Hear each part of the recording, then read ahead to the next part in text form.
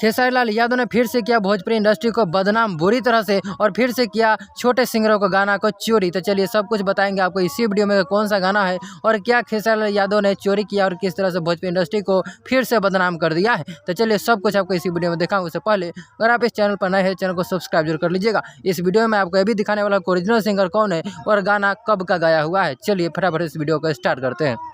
जैसा कि मैंने खेसारी लाल यादव का गाना सुना है वीडियो के स्टार्टिंग में, वही गाना यहाँ पे आप देख सकते हैं कि 1 साल पहले जिस पर 42 के व्यू है। इस गाने का नाम है करिए बा दिलो तोहार। यही गाना खेसारी लाल यादव ने चोरी किया है। इस गाने को मोनू सिंह और शिल्पी राज जो कि भोजपुरी सिंगर है उसने गाया है 1 ईयर पहले। अब चलिए इस गाने को सुनाता हूँ।